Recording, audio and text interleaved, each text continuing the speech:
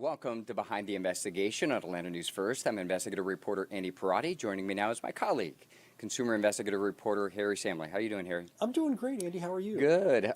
This investigation is wild. It's much more than your typical phishing scam, that's for sure. And in my opinion, there's a special place in hell for individuals that treated this individual. Here's the thing about this. We did this story about a man who gave away a lot of money, over $100,000. But then we went, and we're going to talk about this later in part two, about all these other people who are victims. And it's so common for seniors to fall prey to these types of online scams.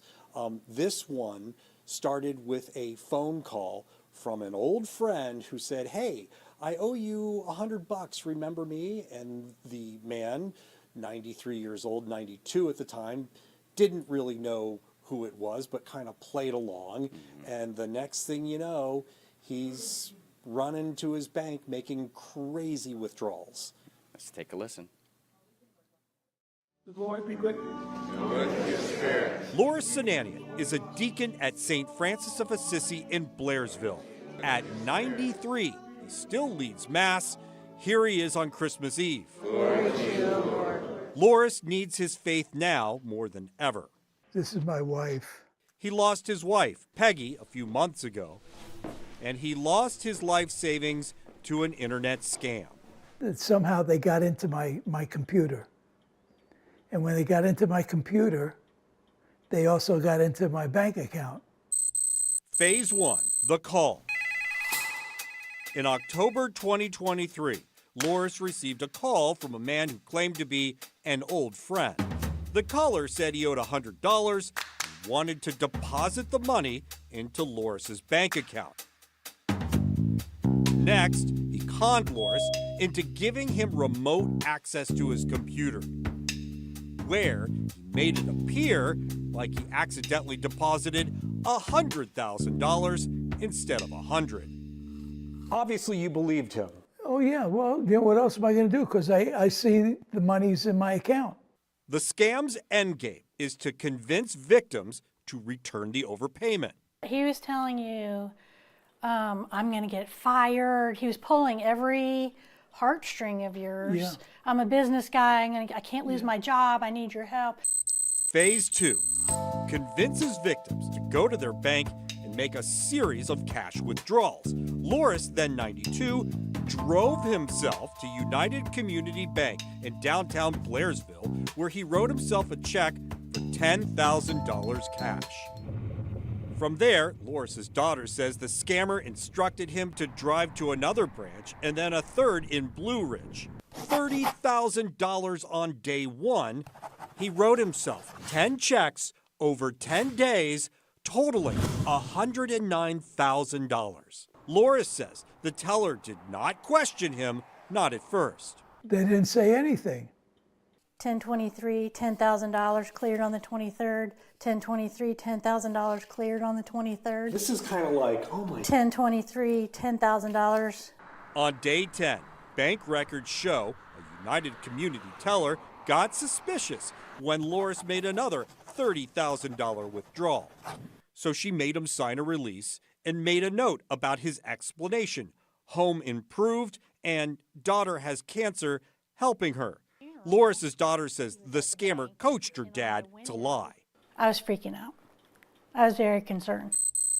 Phase 3, here's where it gets really crazy, because by the time the family got suspicious, the scammer convinced Loris to stuff $109,000 cash into boxes of books.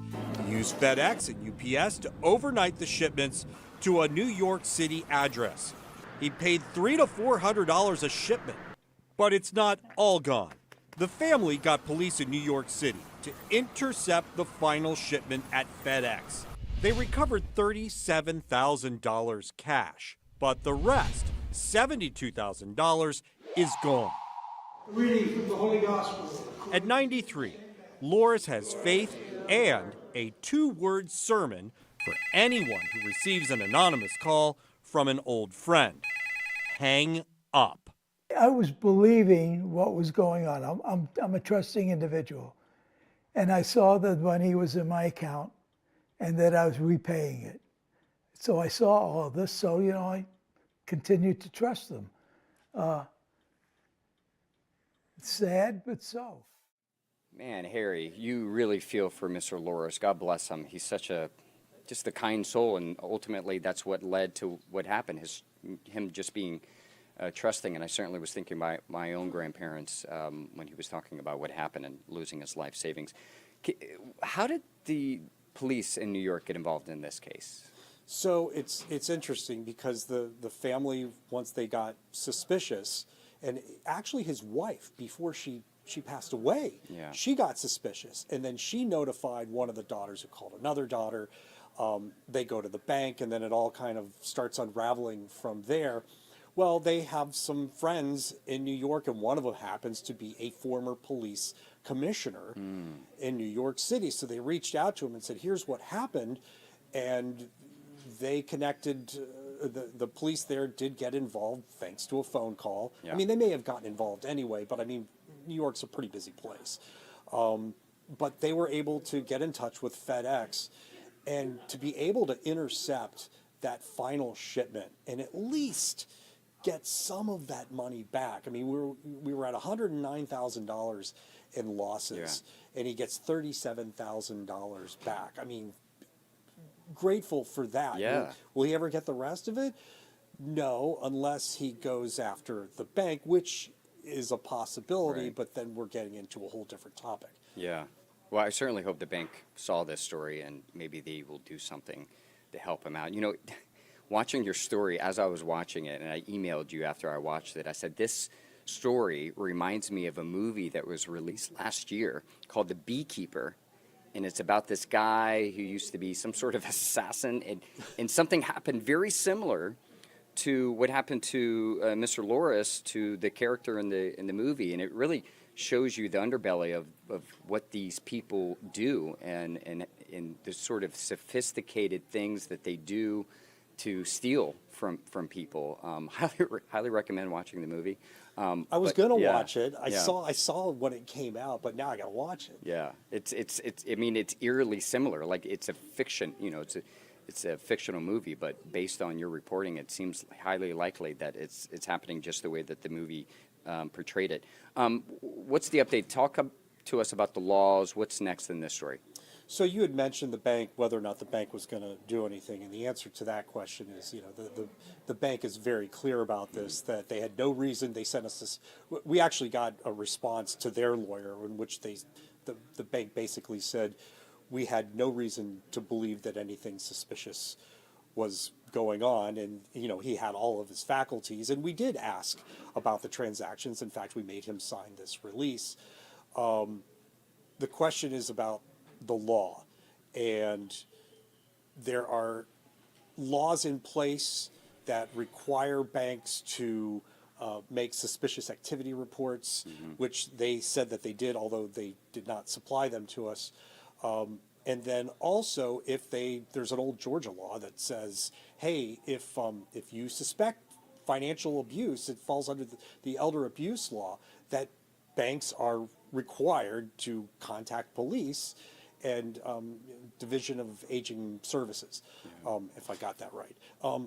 But it all falls under whether or not they suspect a crime is being committed. Okay. Now, there's a part 2 that we're going to show right now, because it's all about the law. And Georgia, along with many other states throughout the country, has passed a new law that allows certain financial institutions to intervene and actually hold on to the funds for a certain amount of time if they suspect fraud. But guess what? Banks are not included. 93-year-old Loris Sinanian is an FBI statistic. He's one of 100,000 victims over 60 who are financially scammed every year. Long story short, a con artist convinced Loris that he accidentally deposited $100,000 into his bank account. The scheme targets the elderly, and it works. The scammer convinced him to make a series of cash withdrawals totaling $109,000 and ship it to a FedEx address in New York. How do you feel about all of this? I don't want to use any profanities, but I was very unhappy that I was stupid enough to continue until I paid back the $100,000. It sounds extreme, but Deborah Stokes, the executive director of Georgia's Council on Aging, says elder exploitation happens way too much. When you look at what happened here, does it make your jaw drop? No, it makes me very sad. But there are hundreds of cases like that across the county. It's crazy how much seniors lose, $3.4 billion in 2023, and that's only what victims reported to the FBI. According to the Georgia Bankers Association, banks are required to train employees how to identify and prevent financial scams. But what about a law? Now we're talking. In 2023, Georgia lawmakers passed the SPEAR Act. It gives the Georgia Secretary of State's office the ability to delay suspicious transactions for up to 25 days. We know it's helping. Gabe Sterling, the Secretary of State's COO, says it's been used more than 550 times since May 2023. The industry came to us and said, we need to have a structure in place to do this reporting because we can see it, but if our client is telling us to do it, we kind of have to. This is great. It's the kind of law meant to protect people like Loris, except in this situation, it does not. The SPEAR Act only applies to financial institutions that the state regulates, meaning financial advisors and stockbrokers. The law does not apply to banks. Why does it apply to financial institutions as opposed to banks? Can't answer that one. I wish I had the answer. Here's the answer in a nutshell. It doesn't apply to banks because they are regulated by the federal government. We talked to the Securities and Exchange Commission about how do we address elder exploitation at the bank level, and we didn't get any traction, not yet anyway, and maybe we're not asking the right questions. It is a tragic fact that these criminals wreak havoc and can drive individuals to premature death or even suicide. In September, the U.S. Senate and Banking Finance Committee listened to senior advocates share horror stories. It happened around the same time Congress proposed the Protecting Consumers from Payment Scams Act. But banking trade groups already opposed the bill because it puts liability on the banks. Do you feel like your bank should have done something? Well, they should have recognized that I was doing very unusual financial drawings. Where does that leave Loris? Well, police got FedEx to intercept one of the shipments he sent for $37,000, but he lost $72,000. The family lawyer told the bank to give it back, but that is a matter for the court. All right, Harry, so it looks like Loris has some things that he needs to consider before moving forward. Can you help me break down this SPEAR Act, this Georgia law again? Yeah, and the good news about the SPEAR Act is that this law, which allows financial institutions being financial advisors and stockbrokers to withhold funds or stop the transactions for up to 25 days, which is a pretty good amount of time. It's like 15 days, and then if they still want to continue, they can file for an extension. And this is all to protect the consumer, who, they could be a victim. I just want to say what it stands for because there was too much to say in the piece. Yeah. But it stands for the Senior Protections from Exploitation Against Retirees Act. Say that 5 times fast. So that's why they call it the SPEAR Act. And it was signed into law. And the Secretary of State's office was really behind this. Once again, the problem is that it applies to brokers and financial advisors, people with who may have larger investments, but not to where the crime is happening the most, which is at your local bank. Which leads me to think and ask, obviously, this needs a federal solution. So do you think Congress is going to be able to pass something like this? It's been proposed.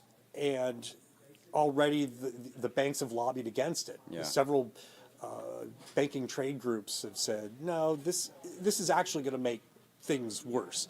I'm not sure how. I don't know why they wouldn't be able to. Well, I guess they don't want to stop the transaction. I Yeah. mean, but now we're just kind of speculating. It's a Democratic bill, and I guess it really depends on where things stand. In the House and the Senate. Well, this for, is for definitely this to move through. Yeah, exactly, and this is definitely impacting constituents, and whether you live in a district that's leans right or left. Right. Harry, thank you for breaking down this really important investigation, and I really hope that people go back on our website and take a look at all of the stories that you've done on this issue. You've got some great context of how to make sure that you don't fall victim to this, some signs to make sure you or your loved ones don't fall victim to this. We appreciate you and all the work that you do when it comes to this subject, and you can watch more of Harry's investigations on our website. Listen to our podcast at AtlantaNewsFirst.com.